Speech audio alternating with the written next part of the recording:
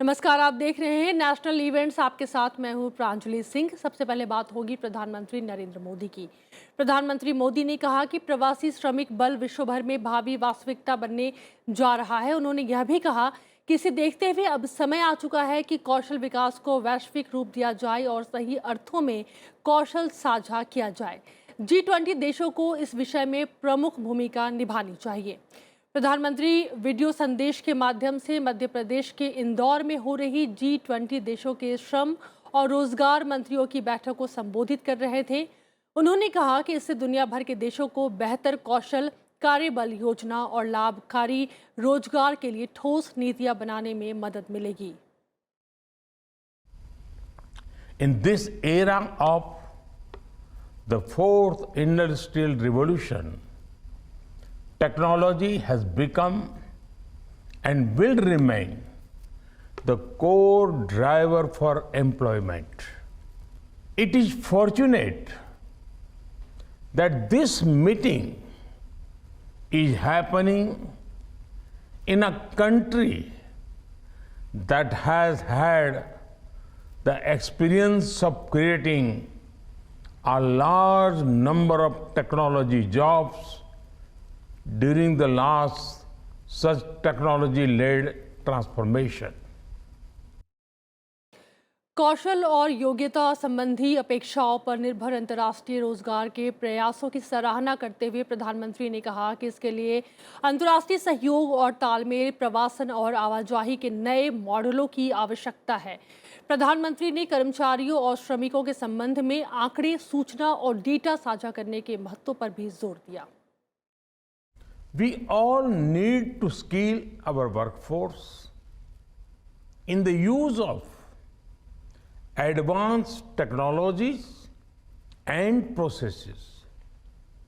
Skilling, reskilling, and upskilling are the mantras for the future workforce.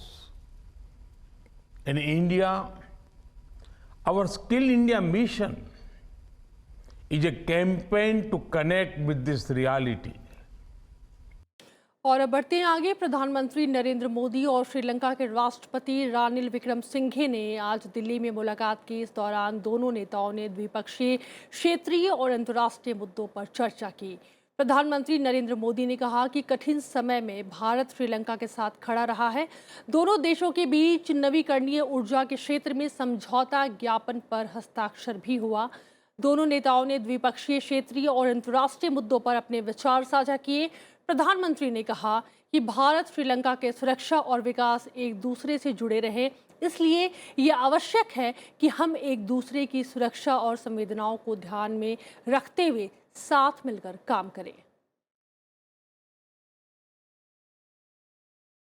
प्रधानमंत्री नरेंद्र मोदी ने श्रीलंका के राष्ट्रपति रानिल विक्रमसिंघे के साथ प्रतिनिधिमंडल स्तर की वार्ता की। इस दौरान पर्यटन, ऊर्जा, व्यापार, शिक्षा समेत विभिन्न क्षेत्रों में सहयोग बढ़ाने पर चर्चा हुई।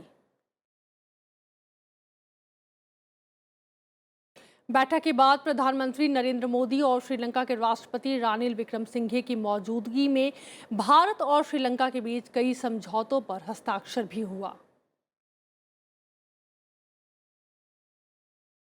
साझा प्रेस कॉन्फ्रेंस में प्रधानमंत्री नरेंद्र मोदी ने कहा कि आज हमने विजन डॉक्यूमेंट को अपनाया है। यह विजन दोनों देशों के बीच समुद्री, वायु, ऊर्जा और लोगों के बीच संपर्क को मजबूत करना और पर्यटन, बिजली, व्यापार, उच्च शिक्षा और कौशल विकास में आपसी सहयोग को तेज करना है। आज हमने हमारी इकोनॉमिक पार्टनरशिप के लिए एक विजन डॉक्यूमेंट अपनाया है। यह विजन है दोनों देशों के लोगों के बीच मैरीटाइम, एयर, एनर्जी और पीपल टू पीपल कनेक्टिविटी को मजबूती देने का। यह विजन है टूरिज्म, पावर, ट्रेड, उच्च शिक्षा और स्किल डेवलपमेंट में आपसी सहयोग को गति देने का। यह विजन है श्रीलंका के प्रति भारत के लॉन्ग टर्म कमिटमेंट का। फ्रेंड्स, हमने तय किया है कि economic and technological cooperation agreement पर शीघ्र ही बातचीत शुरू की जाएगी। इससे दोनों देशों के लिए व्यापार और आर्थिक सहयोग की नई संभावनाएं खुलेगी। प्रधानमंत्री ने कहा कि भारत की नेबरहुड फर्स्ट पॉलिसी और सागर विजन दोनों में भी श्रीलंका का महत्वपूर्ण स्थान है। श्रीलंका के राष्ट्रपति ने चुनौतीपूर्ण समय में भारत से मिले सहयोग पर धन्यवाद दिया। आज हमने मछुआरों की आजीविका से जुड़े मुद्दों पर भी चर्चा की। हम सहमत हैं कि हमें इस मामले में एक मानवीय अप्रोच के साथ आगे बढ़ना चाहिए। हमने श्रीलंका में रिकंस्ट्रक्शन और रिकंसिलिएशन पर भी बात की। राष्ट्रपति विक्रम सिंघे ने अपने समावेशी दृष्टिकोण के बारे में मुझे बताया।